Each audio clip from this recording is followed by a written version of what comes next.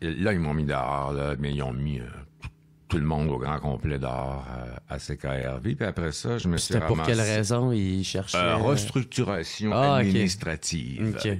On crée sur le monde dehors, on engage les nouveaux à moins cher. Puis on était une gang, on était tous stone sur l'acide tout le temps. Ouais? Oui. On était une gang de freaks total, là, tu sais. Écoute, le midi, il y avait l'animateur, il faisait un reportage du parc Saint-Frédéric pour donner les cotes du H cette semaine, là. Cette semaine, le gramme est à 8$ si vous prenez du Libanais, mais si vous prenez de telle autre sorte, c'est 12$. Les codes du H. À radio, ça? Absolument, c'est KRV. Oui. Fait que les patrons, il y avait des spéciales. Aujourd'hui, le spécial du jour. C'était le vendredi, les cotes. En direct du parc Saint-Frédéric. C'était en face du manoir. C'était comme la plaque tournante de la drogue du Québec, je pense. Le manoir. Moi, j'allais là le vendredi soir, puis ils faisaient tirer une once de potes. On avait un vrai rouleau de tickets avec des numéros. On achetait un ticket comme un 50, là, genre 50-50. C'est une pièce, une affaire du genre, puis il y a quelqu'un qui gagnait une once de potes au manoir, tu sais. C'est là que j'ai vu Harmonium en spectacle, d'ailleurs, au manoir, la première fois. J'avais reçu, moi, le démo, là, à la radio étudiante d'Harmonium puis de Beau Dommage. Je me dis ça parce que ils ont ressorti en coffret leur premier album. Ils m'ont demandé une petite citation. J'ai trouvé ça sympathique de leur part. T'sais. Ben oui. Mais cette période-là, as-tu été longtemps pour toi, le côté faire de la drogue, faire de l'acide? 5 ans, je pense. Ouais? Oui, en masse, quand je suis tombé là-dedans. Puis, moi, j'ai jamais fumé de pot, moi, quand j'avais 20 ans, je pense. Puis quand j'ai fumé ça, moi, je me dis, il n'y a rien là, franchement. C'est pas le même pot qu'aujourd'hui non plus. Non, mais c'était pas du québécois. Okay. Ça venait d'ailleurs, du Québécois. Ça goûtait mauvais, ça donnait mal à la tête. Ça prenait du... il y avait des graines à part de ça. J'avais même une machine pour enlever mes graines dans le pot. C'était une affaire pour un hamster, à peu près. Mais j'ai jamais fait de drogue forte. J'ai fait... la fois j'ai été le plus stone, je peux le dire, c'était un spectacle de Queen. J'étais avec une amie. Et...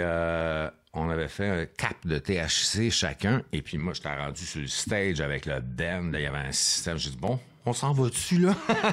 Puis c'était la dernière fois que j'ai fait des drogues chimiques, que ça m'a pas vraiment intéressé. Mais pendant 5 ans, c'était de l'acide de mescaline. Le matin, en me levant, là, je prenais un demi-THC, puis je prenais l'autre juste avant de faire mon émission à 10h le soir. Tabarnak. Puis t'étais capable de le faire ça me concentrait, ça m'aidait.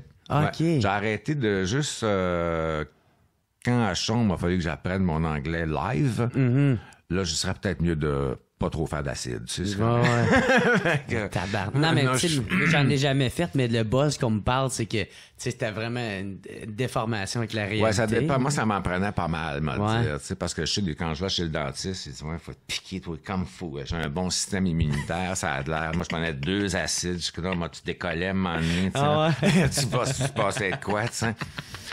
Moi, je suis tellement momoine, là. Hier, il y a un gars qui m'a donné des oxycondoms, tu sais.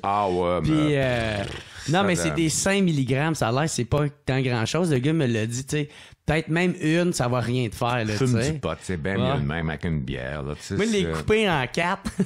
J'en ai pris un quart. Là, j'étais... C'est ça? Ouais, non, c'est ça. C'est pas le fun quand tu sais pas à quoi t'attendre.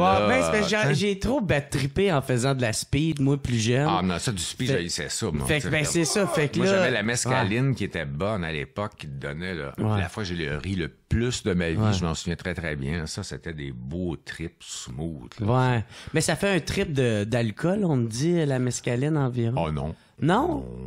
Non. Ben, moi, j'ai jamais été quelqu'un qui... Moi, l'alcool, je me sens mal là, quand j'en ai trop. Non, j'aime pas ça. Puis les gens sous, je suis vraiment pas capable. Ouais, c'est quand ça. Quand ils changent de personnalité, là, sur des parties, là, puis ils ont deux...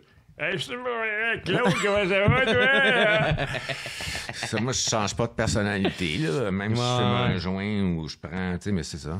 Il y en a qui ont, peut-être qu'ils perdent le contrôle plus facilement. Ouais, c'est ça. Tu sais, t'as des happy drunk, puis t'as ceux qui qui ressortent toutes leurs émotions. Puis parce que dans notre job, nous autres, c'est de garder le contrôle de notre trip. Hein, je veux dire, même si ça va très mal, faut pas que ça paraisse. Puis c'est tant mieux de même. Ouais. Fait que t'as eu cette passe-là mais t'as pas eu de problème de drogue. Oh non. Tout le monde était tous comme ça. C'est pas compliqué. C'était l'époque, là? Ah bah oui, écoute, c'est quoi, tu levais la console, tu sais, puis il y avait des graines de hache, du pot, ce qui traînait partout. C'était comme tout à fait normal, là, tu sais, là. Tu peux te refaire un autre joint avec les boss faisait ses lignes de coke dans son bureau, puis c'était partout de même, je veux dire. Regarde les documentaires des années 70, 80, c'était, tous les groupes qu'on pense, moi, je pensais que les Carpenters, c'était super straight, ça, mais t'as Stone ben Red, Richard, tu sais, là, puis tous les groupes, je veux dire. Hein, ouais.